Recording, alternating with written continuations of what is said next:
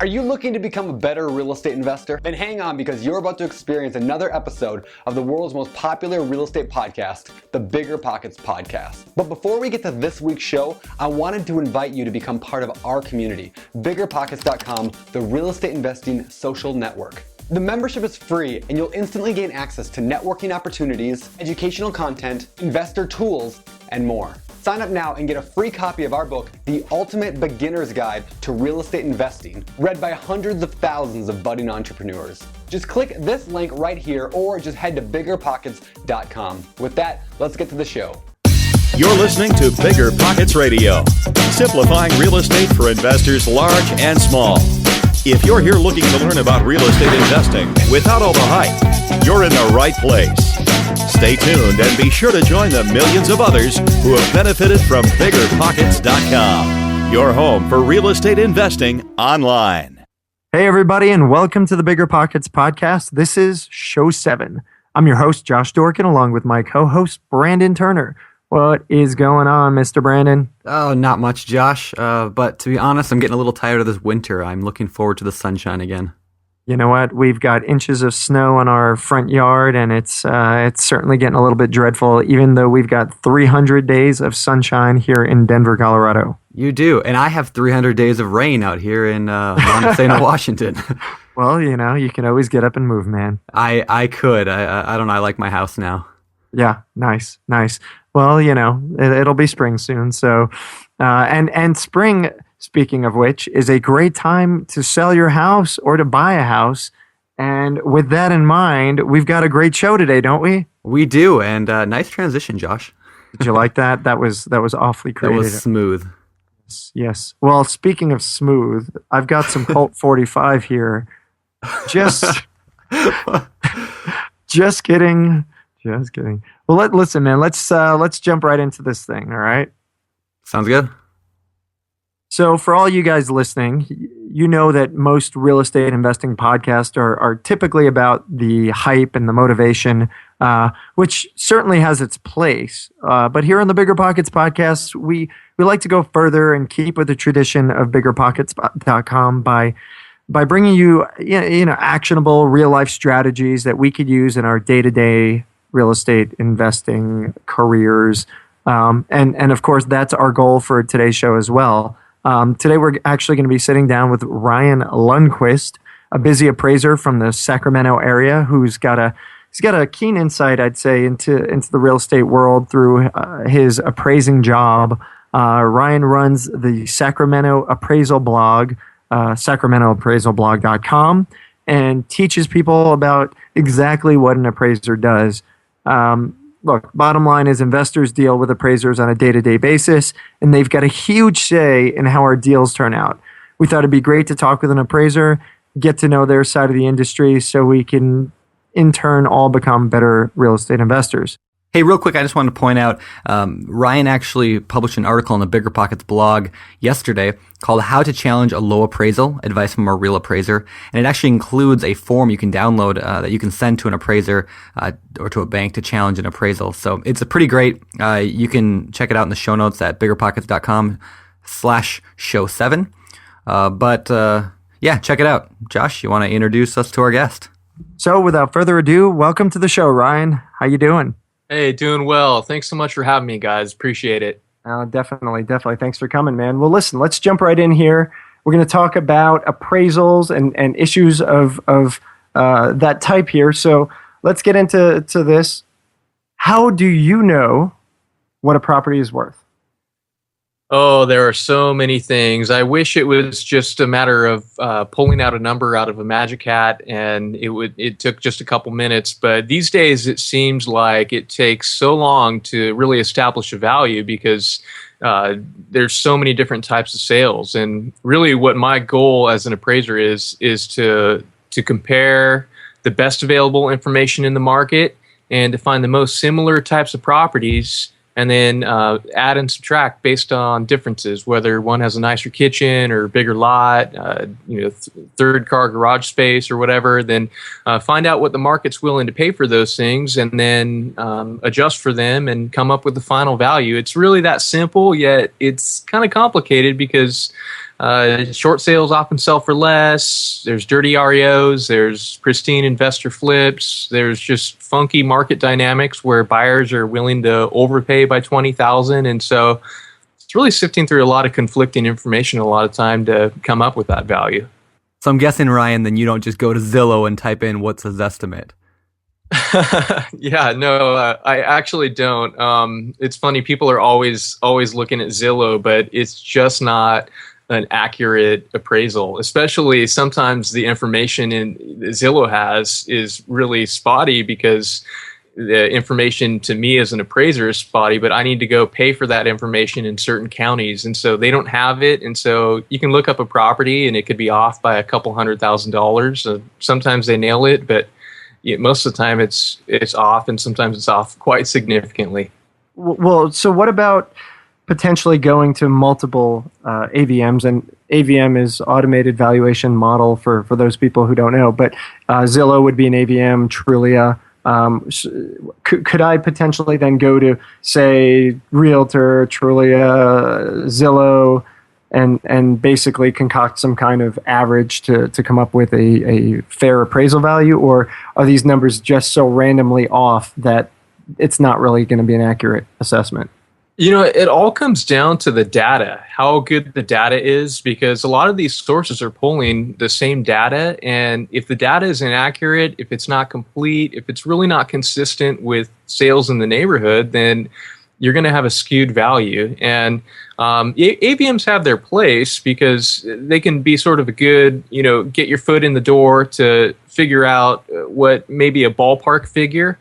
I say that with a grain of salt, of course, but it is what it is, but it's just not. It's not going to compare to a human on the ground who really understands the dynamics and the trends in the market. Say, for example, there was a difference of 10% between arm's length sales and short sales. Well, an AVM may not know that, and so there really could be a huge value discrepancy by not knowing some of those things in the market, or maybe a pot house sold that was totally stripped and just found one of those the other day. That's always fun. But it's just, AVMs don't know that. And so humans do. Gotcha. So there's no replacing feet on the ground is the bottom line here. Yeah, I don't think so. And some people talk about that, appraisers will eventually be replaced. But my big thing is that, maybe that would happen. But the thing is that appraisers carry insurance and you can sue an appraiser. And so I think that's a luxury that the real estate world is going to want to keep. Yeah, for sure. Well, let's get into the appraisal itself. How do you come up with the numbers for an appraisal? Everybody, there's comps. Are there various methodologies? What do people need to know? Yeah, there's the sales comparison approach, where you basically compare the subject property to other competitive properties in the neighborhood. And so it's really important, of course, first to define the neighborhood, to get those boundaries right, because we all know if you cross the freeway or the other side of the railroad tracks, so to speak, you can be in a completely different market where values are exponentially higher, exponentially lower, or just different. And so it's important to have the neighborhood defined right, and especially obviously for investors too, because you want to be pulling these sales that are truly competitive. And really what makes a comp is something that would buyers consider this property as a replacement. If these sales were still listed on the market, would a buyer be shopping for all of these houses? So I talk a lot, say, with realtors and sometimes investors, and I get handed sort of a stack of potential comps to say, hey, this is, as support for why the property is worth what it's worth. But sometimes they're just so different. They're, 700 square feet larger, or just have incredible, amazing upgrades, and those don't really compare. So it's just a matter of comparing it to the right properties in the right neighborhood, same neighborhood. But if it's an income production property too, you're also going to, factor in how much income can this property really produce, and you're going to be looking at the gross rent multiplier, and you're going to be comparing rents, and so there's a different layer of analyzing the market in that regard. Gotcha. Now, does that Is that something that you guys deal with? I would imagine a lot of people are probably crawling up your backside saying, "Hey, man, this ain't worth this," and trying to influence the way you come up with your numbers. Is that one of your biggest complaints with investors and home buyers?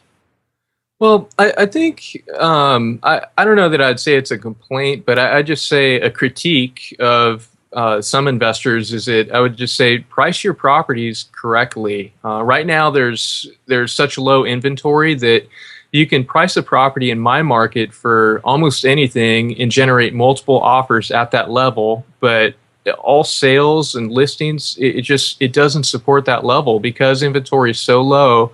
I think buyers are so hungry and so tired of having to shop for so many months to actually get into contract that they'll offer anything. And so I think it's just important to realize that. And so there's, sometimes complaints that appraisers are botching deals, and sometimes they really are. I'm not making light of that. There's some really bad appraisals out there, but other times an appraiser's doing his or her job and bringing this property in, measuring the market correctly where the price probably should have been. Okay, so you brought up a really good point about potentially appraisers botching the numbers. So let's circle back and maybe talk about how can we find a good appraiser? How do you know where to find a good appraiser? How do you get recommendations and look for somebody who is going to give you trustworthy numbers? And then how do you really verify as an investor or a home buyer if those numbers are kosher? Yeah, well, it's a little bit complicated because you can't handpick your appraiser. As we all know, anyone in the real estate community, it's not like what it used to be during the previous boom, and where realtors, investors, homeowners, whoever, the borrower could pick their own appraiser. That system's done away with, and so essentially, you're sort of, it's up to the lender to choose the appraiser. And so you may get a good one, you may get a bad one. I just recommend people to work with reputable lenders who have an appraisal ordering system where they're working with local appraisers and paying them well. If there's this appraisal management company, this third-party system ordering an appraisal from an appraiser and willing to pay them, $250 when everyone else is getting $400, then you're probably not going to have a very good appraisal. And you definitely don't want to have the lender choosing an appraiser who lives 2 hours away from the property when there's a ton of appraisers who can handle it locally. And so those are always challenges. And so in some senses, you're not guaranteed quality. You never are. But I think you can sort of minimize damage by finding a lender who really is reputable and really is working with good appraisers. No, that's really good advice. I recently I've been selling a house right now. It's actually supposed to close today, so I'm pretty excited about that. And we had an appraisal, and it came. We were selling the house for $110,000. I live in a pretty low price area, so $110,000. And the appraisal came back at, remarkably exactly $110,000. I mean, it was within dollars of what the price was. But when he appraised it, he compared it, this was a flip. It was after the repairs were done. He compared it with 3 comps that were repos. And so there were like these terrible looking properties in worse locations. And I call that lazy appraising because he didn't go out to actually find ones that were comparable. He went and found the 3 that would just give him his number. So then we had a problem we needed to raise the purchase price to cover, they want a new siding. We needed to raise it $2,000. And of course, by then you can't do that because he can't go out and change his appraisal, even though the comps were ridiculous. So, I've been experiencing the good appraiser versus the bad appraiser. So I guess on that note, what would you do in a case like that? Or what would you suggest somebody should do if we have a bad appraisal or something that I feel that they use the wrong comps for? Do I have anything to do? Beat him on the head. Yeah. Avoid violence, avoid threats. I have interesting stories about those. I was kidding, by the way. Oh my goodness. I'm just talking to the one investor who's listening right now with a baseball bat and chain in its trunk. So, No, but I think, I mean, there's a sense where in the world of appraisal, you're trying to get a deal closed. Obviously, if the numbers work for you, but it's just not a great appraisal, you're not going to contest that. And so that's just how it goes. But if something is not legitimate, you just feel like, wow, these are all the wrong comps. I can't believe this happened. And it's really, not a good representation of value, and it's damaging your pockets. Then you can definitely contest that. Usually lenders have a formal way to contest it, and you can do that, or your realtor can do that. It's just important to know what that is. But I just always recommend when someone wants to contest an appraisal that they put it in writing. You don't want to just give the appraiser a call. You don't want to give an emotional speech saying, well, I think value's just higher, because that really doesn't do anything to advance the conversation. So if you can send in a very cordial and humble letterhead, something that critiques comps in the report, you can point out things about comp 1, backs to commercial property, and how does this impact value? The appraiser didn't mention it. Seems like an inferior location.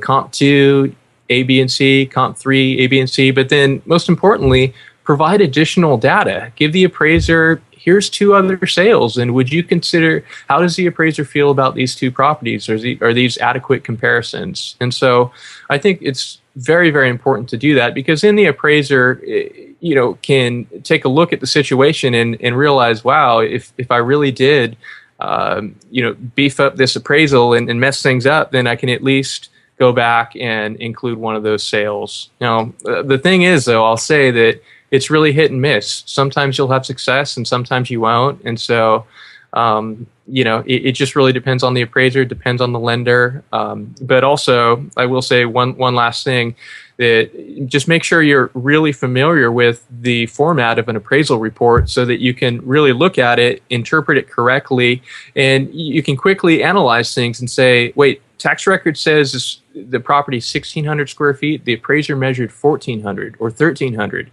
So there's a discrepancy there, and you'll be able to quickly point those things out and be able to then put that into a rebuttal or an appeal. And hey, if it was just a square footage error, then great. That's an easy fix for the appraiser, and should be instant value if the appraiser messed that up. Yeah, a couple weeks ago we had Frank Gallinelli on the show, and I think it was podcast number 4. And he talked about that with his county appraiser, who did the assessment on one of his properties, or on something he was appraising, and they had just gotten the number wrong. They had used the wrong, I think it was the wrong cap rate, and so he talked about how to, as long as you got your facts before you and you know what's going on, just present it in a non-emotional kind of a manner, and you can get a lot accomplished that way. So no, that's really good advice. I wish I would have actually talked to you like 2 weeks ago. Yeah, and exactly. And I think too, it's important to go in with an attitude to build a bridge rather than name call and do all the things that turn off a person from wanting to listen. And so, I mean, as professionals, we should all listen to each other, but you're more prone to gain an audience if you have that, cordial, respectful tone. And so that's just really important. And I'd say one last thing in terms of income properties, pay really close attention to the gross rent multiplier, because that makes a key difference in the appraisal when the appraiser uses the income approach and getting the rents right and the GRM right. Because if that's off and you have better data, then absolutely present that. So what exactly is a gross rent multiplier for those who don't know? It's just a metric for dealing with income properties. It would be the sales price or value divided by the monthly rent.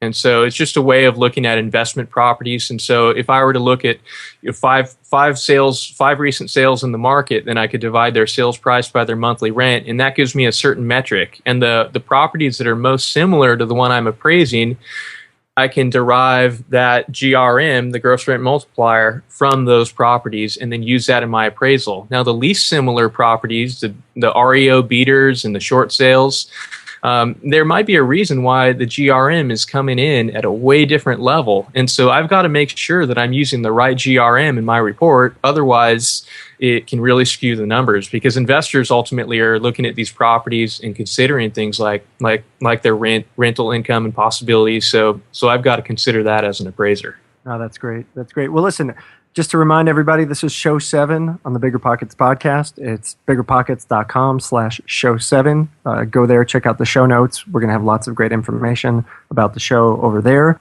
Let me follow up with a question about the numbers themselves. Seems like there's a lot of discussion all the time about hitting the number, right? Brandon talked about it. We talked about it a little bit. Are there any tips that you have for investors to avoid pressuring appraisers on hitting that number?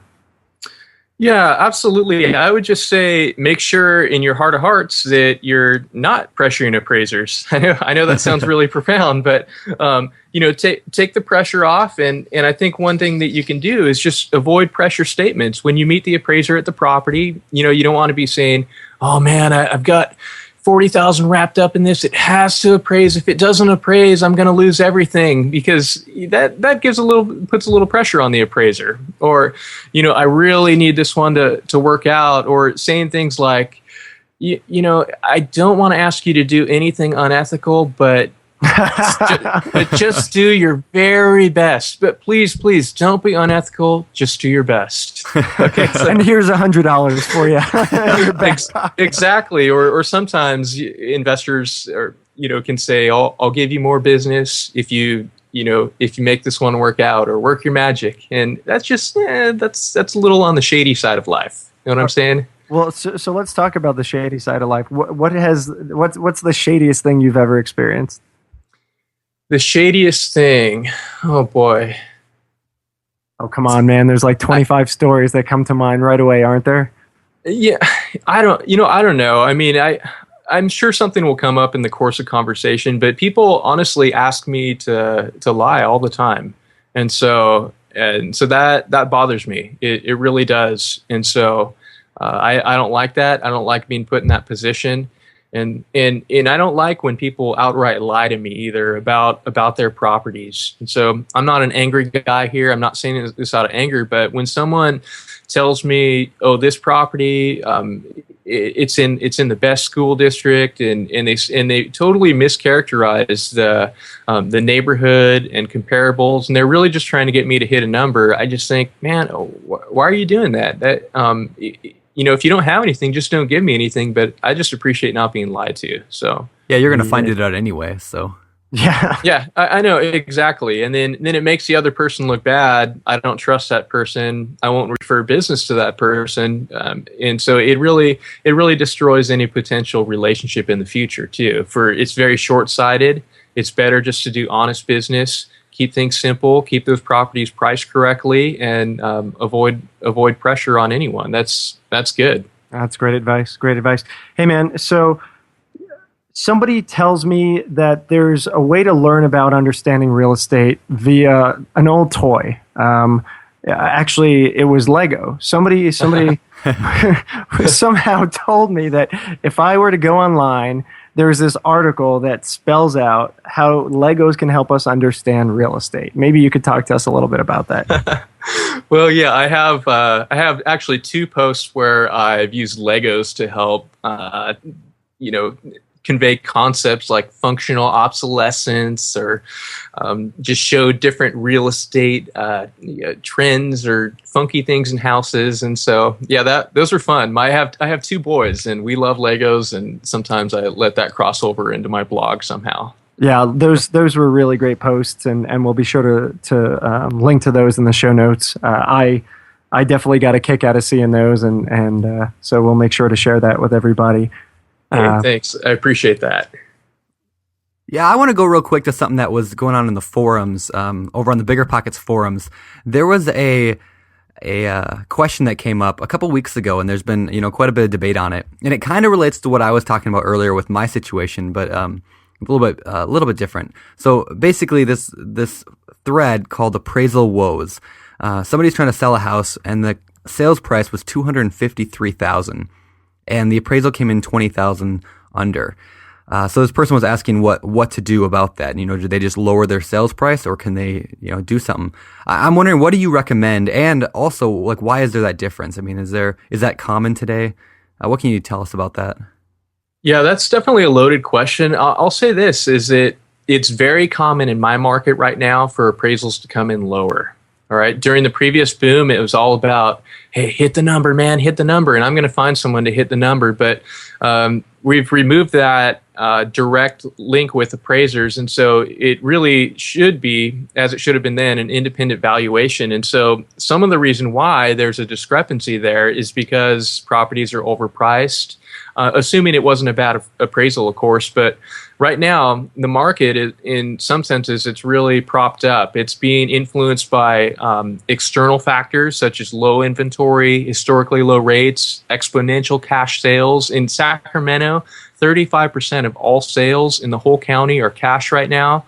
That's up 7% over the year. Wow. And under $200,000 in quarter 4 of 2012, 49% of all sales were cash. Wow. And so 40, so 1 out of every 2 sales was cash. And so what that's doing is that it's increasing the median price levels, but basically under 200,000, the market's just out of control. It's just appreciating like wild, but that same appreciation isn't happening at every tier of the market. And what it's doing is it's helping the numbers look a little bit better than they actually are. And so sometimes properties, you really can get into contract, even though you're priced $20,000 or $30,000 above anything else. You will get multiple offers when you list a property right now in the Sacramento area. And the thing is that what the appraiser's analyzing is market value. And it's like what an appraiser colleague, Patrick Egger, what he says. Imagine market value if you lined up 100 buyers. What would the typical buyer pay for this house? All right. A lot of times in our dream world, we want the one buyer, the private equity fund. We want Blackstone to come in, and they're willing to pay $15,000 or $20,000 over anyone else because they can and because it works for their cap rates. But what would the typical buyer pay? A lot of times that's what the appraiser is analyzing, and then the numbers are definitely going to come in lower than what maybe a hedge fund or other buyer. So. Okay. Yeah, that makes sense. And one question I should have asked you earlier probably, but kind of relating to that is, does it make any sense to come up with your own comps to bring to the appraiser? Like in that case where you're under, if I'm adamantly sure that property is worth $253 and I have comps, can I bring them ahead of time maybe, or only to if there's a problem with it? Yeah, I would say it's most important in business and life. Why not be proactive instead of reactive? And so I would say as part of your normative practice in business and flipping properties, come with data. And even rather than calling them comps, where you're saying, hey, here are your comps, here's how you can do your job, here's number 1, number 2, and number 3, just come and say, hey, here's some data I use to list the property. And so really what you're getting at is that this is support for your purchase price or for the contract price. And then you can make notes on Comp 1 and the MLS sheet. If you've talked to the other agent or if you have inside information, then do all those things. I think that's important. If you know how to make graphs, which is such a good skill to have, and then you can show trends in the neighborhood with those graphs, bring those. I mean, bring whatever you can. I'd say that's great. Just don't bring the baseball bat, Well, so a lot of folks will go to their lenders with these packages, right? They're fully prepared, but when the appraiser comes in, they may not necessarily have anything prepackaged or pre-planned. It sounds to me like you're saying if you want to potentially influence. And when I say influence, I'm not saying in a bad way. I'm just saying, you want to reveal things that you're afraid might be missed. Put together some kind of packet, talk about what's going on in the neighborhood, talk about potentially highlights of the property itself, features that potentially might make for a better appraisal, things like that, and have it plotted out and just basically, hey, Mr. Appraiser, here you go. Absolutely. And definitely include all the costs you spent to rehab the property, as well as any other information like an itemized list, written list of all your repairs. Okay. Sometimes get to a property, then someone wants to go over that verbally. I'd love to just get that over email. something I can quickly cut and paste in the report and say, hey, they spent $23,000 on this house. And if you got the house for a really good deal, then let the appraiser know that. Say, yeah, I bought this on the court steps, and I just got a slamming deal. And so, it shouldn't matter what you purchased it for previously, but the lender's going to want to know, why is this house selling for twice of what it did before? And so there's got to be some sort of justification for that, and they're going to be looking to the appraiser to address that. No, that's great. That's great. Well, what about that on the flips? There's the guys who go out and they put lipstick on a pig, right? And I'm sure those are our favorites on BiggerPockets. Those guys who basically give a bad name to real estate investors. Really, they just do bad things and assume that the property is going to be worth a lot because they just put paint over peeling paint.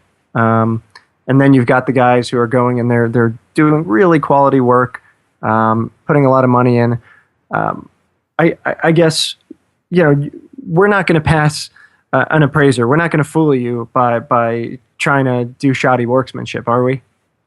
No. I encountered a property recently where there were some shards of glass sticking out from a broken window of a double pane window. And then this high quality contractor or investor put duct tape over it to cover it. And, and it didn't fool me. It didn't fool the lender either. Nice. So, no.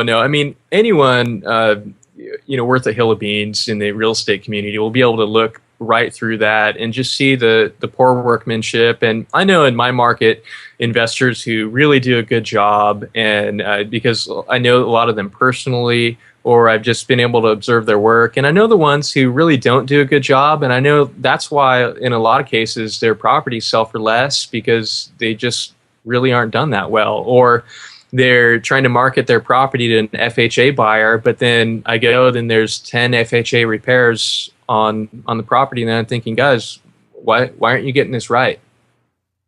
So the quality of work that you do is going to be reflective in the price, period. There's no two questions about that, right? Absolutely. It really, really matters. But I will say too, it comes back to knowing the neighborhood market, because you certainly don't want to over improve the property. In a $100,000 neighborhood, you probably don't want to put the $25,000 kitchen remodel, right? And so it's really important to know that again. And I will say, for investors, get to know an appraiser. Take an appraiser out to lunch. Get to know someone that you can. He just wants a free lunch, guys. I know. I'm free all these next few weeks. I prefer to eat between 12 and 2. No, I'm serious, because it's so important to have that relationship, because I think what appraisers are seeing out in the market is crucial, and sometimes it's different than maybe investors. And I think that there's a sharing that can go on there, because I do think also that investors are very, very in touch with the market, especially the ones doing high volume. Yeah. And one of the things that we like to tell people all the time is, you get a lot of these newbies who are like, hey, how do I start investing? What do I do? How do I get to know the values of the properties, things like that? And we always say, listen, you got to go out and look at every property in your market. You need to understand your market as well as an appraiser would understand it. You're not necessarily going to do an appraisal on the property, but if you go and you look at 50, 100 properties in your area, you're going to have a pretty good damn idea of what a property's worth. And I think having that sense of education and understanding is going to make you a better investor. It's going to help you to know whether or not to over-improve or not over-improve, a property, for example. I think that's one of the problems you find a lot of newbies doing is, they go out and they spend way too much money for the property, and they end up making a lot less or nothing. I've made that mistake a number of times, actually.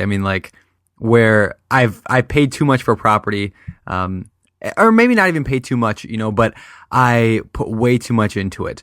And so, it always usually works out okay, and I've been lucky maybe. But there's definitely a point where you need to know your market and know that, like, my market does not need granite countertops. There are no granite countertops in my county except for, the really high-end houses on the hill. And that's something I had to learn earlier on, was that it's okay for me to put laminate in, and that's acceptable. So, so that's great. I'd actually like to move a little bit in something you mentioned earlier, FHA. What can you tell us about FHA? And some people might not even know what that stands for. And I guess, what can you tell us about that? Sure thing. Well, basically, FHA guarantees loans, and so these are really a hot commodity in the market because buyers only have to put down they have to put down only 3.5% of the purchase price. And in some markets, like in California, where prices are still higher than a lot of places, that really means a lot, because then buyers can get into properties. And then really FHA has strict guidelines too, where they want properties that are safe, sound, and secure. Those are their 3 S's. And they have really a detailed list of minimum property requirements. And so the appraiser's going to go in there, and they're making sure that everything works, and they're making sure that there's no health and safety hazards as much as the appraiser can do. Because there's some things that appraisers aren't specialists in, toxic mold and, environmental hazards, so to speak. And so it can really be a good deal for buyers, because they can get into a property that should be in pretty okay condition, and get a loan too, where they don't have to put down a lot of money. That's great. Yeah. And in our show notes, biggerpockets.com/show7, we actually have an article. It's a FHA Inspection Checklist, which is a really popular post on the site, and we'll point to that and let people know so they can go through and check that out whenever they are, going to have their properties appraised. I want to jump really quick to probably some of the most common FHA condition issues. Maybe you can fill us in on what are the most the things you see most often.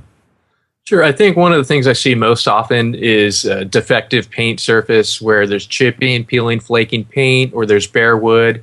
It's got to be covered. And houses built before 1978, where there could be the potential for lead-based paint. That's a safety issue. And so that's why it has to be properly cured. So if you're flipping a property, just make sure that's good. Make sure all the appliances work. If there's a heater there, if there's an air conditioner there, they should work. That's very, very common in California. There's carbon monoxide detectors required now. And so, make sure that those are there. Basically just go through the house as if you were a 12-year-old and make sure things work. If the windows won't open, then make sure that they can open. If the sliding glass door doesn't open, it's got to open. And so one thing that I see, though, that this has kind of been coming up quite a bit lately, is that as an appraiser, I have to inspect the attic. I have to do an inspection from the shoulders up to just sort of visually observe what's going on up there. And if there's not an attic access, and there is an attic, then before you list the property on the market, just make sure you put in a scuttle, because the appraiser is going to have to do that. And I just called one out. It was actually an investor flip, and I made the value opinion subject to me inspecting the attic. And so now I have to go back out there. It costs to borrow $100, holds up the loan for probably a week or so, while they make sure that they cut a square in the ceiling. That's great. Great advice. Hey, you talked about lead paint, and there's been some controversy about lead paint of late on BiggerPockets. I think there was just a little bit of confusion between some folks, but let's talk about lead paint. And obviously when folks go and they sell a property built previous to 78, they've got to give over the lead paint disclosure. But what else do they need to do, particularly when it comes to a property that's being purchased with kids? So I know there's a little bit of confusion. Some folks have actually thought that property has to be completely remediated of lead paint, and that would cost a fortune. So it would. what do you need to actually get done to protect this property for the next buyer? Well, from an FHA perspective, there shouldn't be any defective paint surface, which would be chipping, flaking, peeling paint, which would basically allow potential lead, to be breathed. And so it's important if there's any surface like that the paint has to be properly scraped and then sealed with paint or an FHA approved sealant, because so then that way it can't just be flaked off and little Johnny starts munching on chips. We don't want him eating those kind of chips. And so so that's really what it comes down to. I mean, if we had to totally remediate lead, our housing stock in America would just be in really deep trouble. And so that's really what's most important. If you are interested, FHA actually has about a 50-page handbook about how to properly cure a defective paint surface. So if you're looking for some inspiring reading, go for it. Yeah, that's great. And I think we can probably link to that in the show notes too. We'll see if we can find that and throw it up there. So be sure to check out that at biggerpockets.com/show7. Hey, Ryan. So earlier in the podcast, you talked about something that I think we should touch on a little bit more here before we head out, and that's the topic of hedge funds. You mentioned Blackstone. For those people who are probably unfamiliar, the hedge funds are really starting to get into the single family rental business, and they're scooping up properties around the country. But unlike what some of the gurus might make you believe, they're not buying all the inventory. There's still plenty of property to go around. But why don't we talk about what are you seeing? What are these guys doing? What's their price point? And at least for what you're witnessing, and how's it affecting the local market?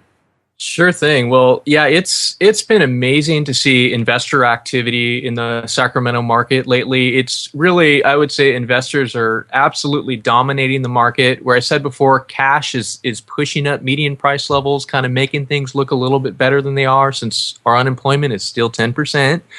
So we have all this growth driven by outside forces, and one of those forces is definitely investors in hedge funds, private equity funds like Blackstone. They've purchased about 500 properties since August 1st, 2012, which is a significant amount. They own about 900 right now in Sacramento County because they've been here before, owned properties before. But really, what they've done is that they've gone in and purchased really anything. They're buying on the court steps, they're buying on MLS, and really have been real estate locusts in a certain regard. But the thing is that they aren't buying everything. There still are properties. It's really difficult for others to get in on them sometimes, since there's only about a 1 month supply of inventory. But what it's done effectively, though, is it's really driven up prices. It's created increased competition. Sometimes Blackstone, I've seen them overpay a good $10,000-$15,000 on properties. They've also purchased flips, and so it's been good for investors.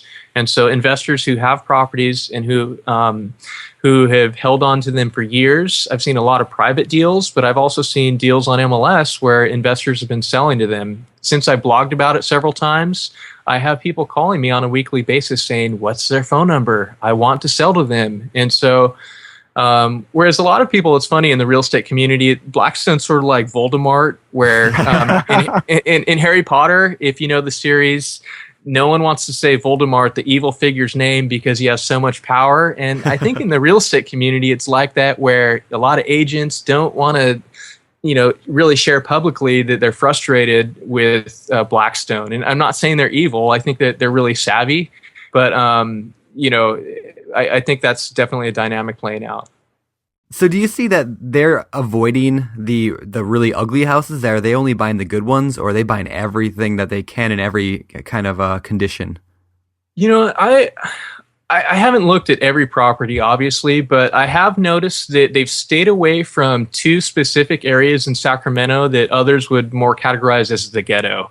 And so they've focused 81% of their purchases, as I calculated a couple weeks ago, were under $200,000, and 19% were above that, and most of them were really below $250,000.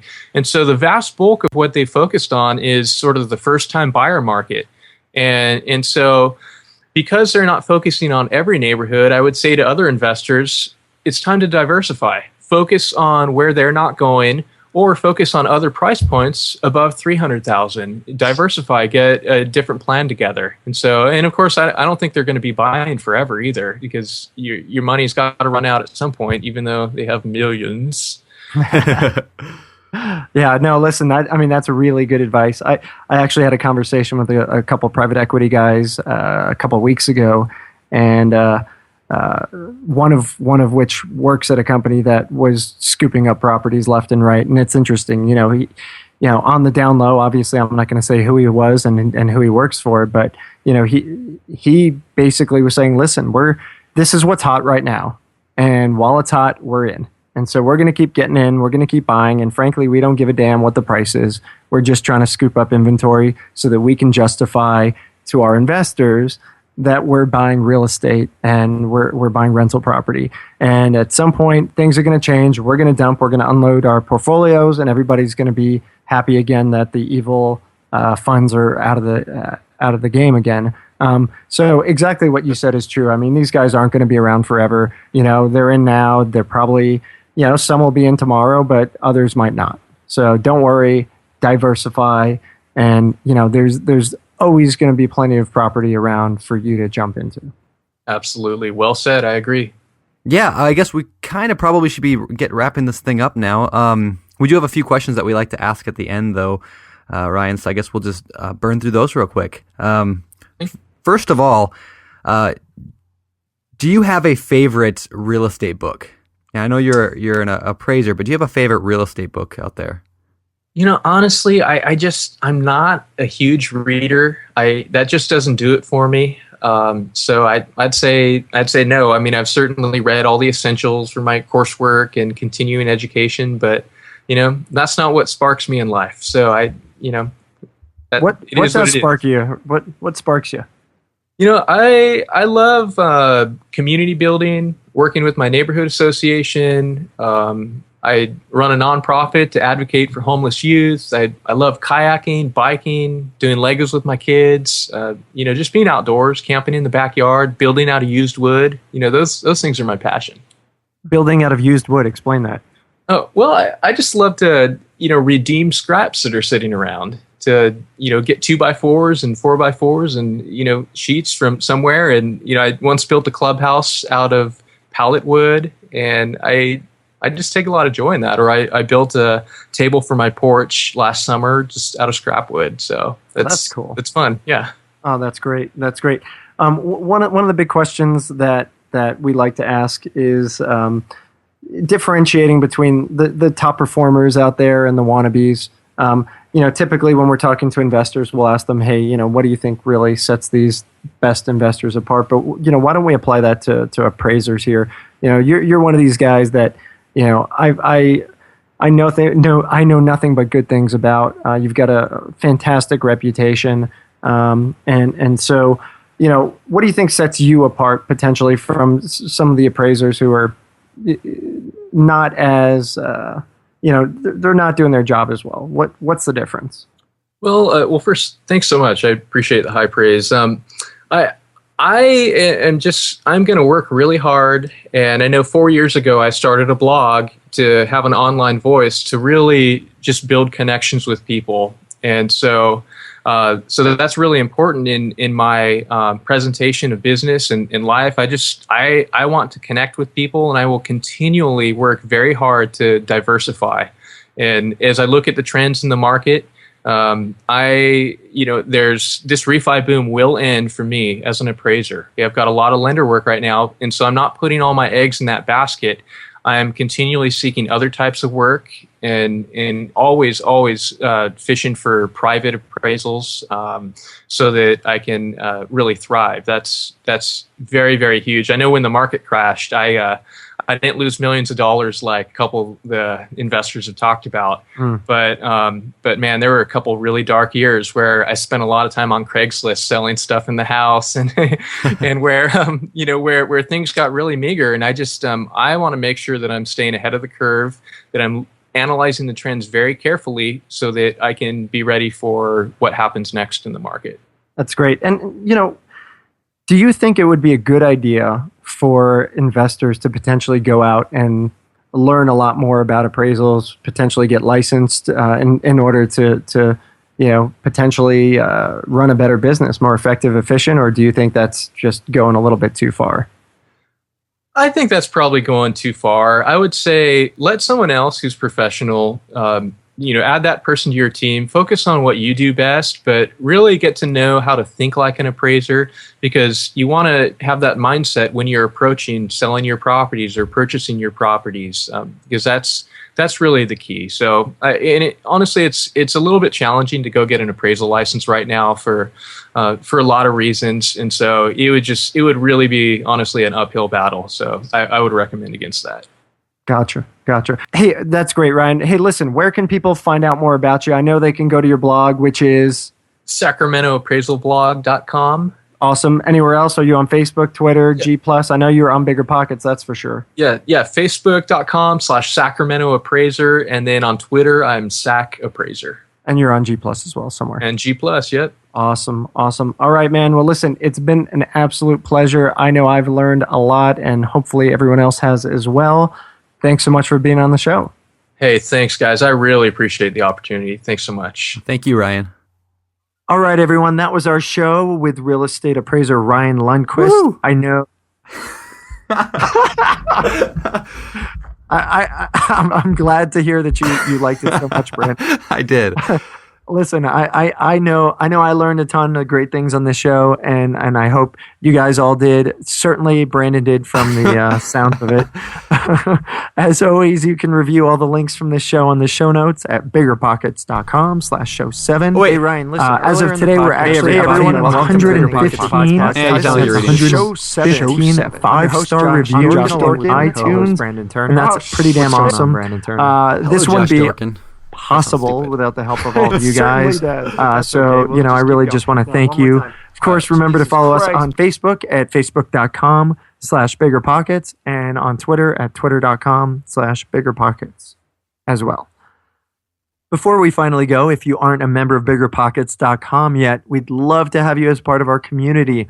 You could read more about what BiggerPockets is and what we stand for, including the BiggerPockets mindset, 9 core beliefs of BiggerPockets members at biggerpockets.com/start here. Membership is, of course, free and gives you access to a lot of great conversations, networking, training, and deal making that's happening all day long, every day. Also, if you are new to real estate investing, you've got to check out our Ultimate Beginner's Guide to Real Estate Investing. Totally free, no upsells. You don't have to put an email address in to get access to it. Just go on the site and check it out.